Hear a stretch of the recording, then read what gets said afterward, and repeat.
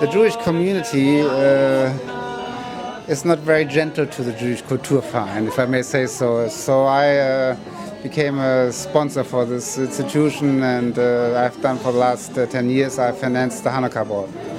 And this Jewish community is a typical West Berlin community. They haven't realized that the Jewish members of the Jewish community are our brothers and sisters too. There's certain segregation to it.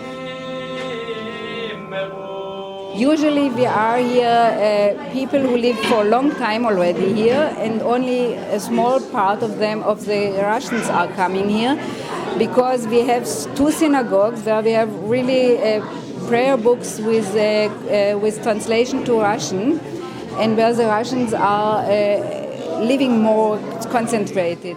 If you only look at the numbers, you'll see that 70% of the Jewish community of Berlin, of the registered Jews in Berlin, are immigrants from the former Soviet Union. So that, of course, shows already how important they are, because there wouldn't be a growth without the immigrants. It says Jewish newspaper, Еврейская газета, which is published now in Germany once a month. And it's supposed, I don't read it, but everybody says it's a very good paper. I am really happy that we are a growing community. We have many problems with those people who came so late in their own age that they are not able to learn the language and to integrate by themselves. But the children who are going to our Jewish schools and who are living here, they are fully integrated, and we nearly don't know even if they are children of Russians or not.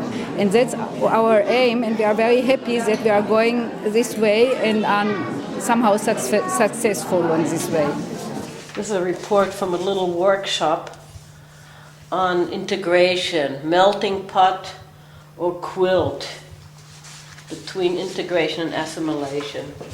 I think we should support this Kulturverein more, because they're doing an excellent work, really an excellent work, especially in the field of integration from the Russian immigrants. And Mrs. Dr. Runge, she's working very hard, and she doesn't really get the appreciation she's deserving.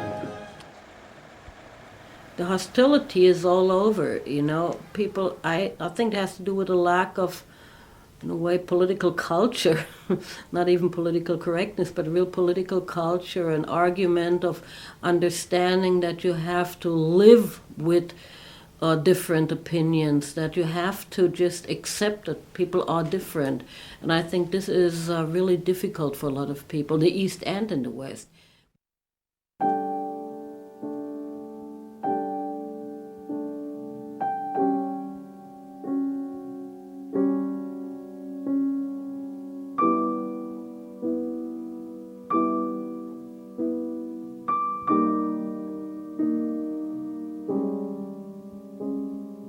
In the late 80s, the DDR, the East Berlin government, decided to ask for a competition for conquest on a Jewish memorial in this neighborhood to remember the people that have been deported, the Jews that have been deported, because there were Jews living in all these buildings, of course.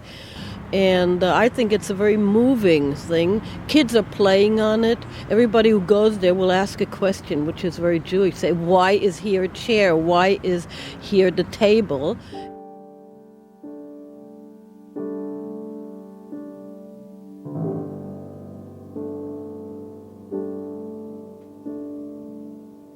It's always pretended that one of the things that we learned from the Shoah is that we have to unite and speak with one voice. But I think even speaking with one voice should not keep us from having a lot of ideas and topics. And so I think there's a misunderstanding that one voice is only one topic.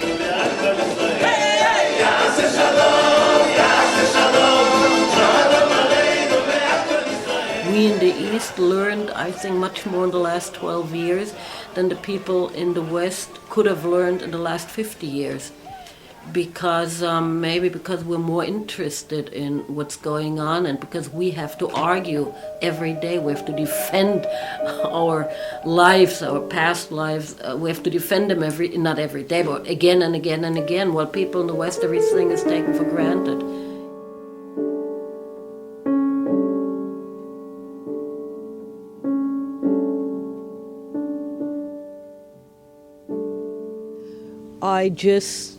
I decided to work with the Stasi because the party turned me down.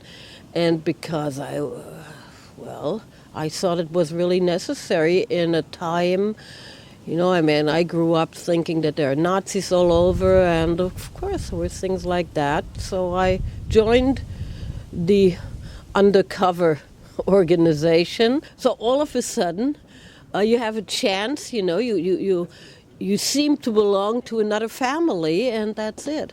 So, of course, you don't say no. Some people, 10 years later, I probably would have said no, but not with 18, 19. I think people, again, who've never been in a critical situation, how should they understand that other people were? How will they understand that, if you're so biased and if you're so, in a way, brainwashed, to say everybody was against the system and everybody was this, and then you were forced into the Stasi. I mean, how can I explain to these people that I was not forced into it? That there were times when I thought this is the right thing to do, which 10 years later I didn't think anymore, so I left them again. And we never lied, we never said that we're the victims of the DDR. That's what others said, but then turned out to be not only the victims. We always said we were part of it, and we have to understand what went wrong and why did it went wrong and what is our part of it.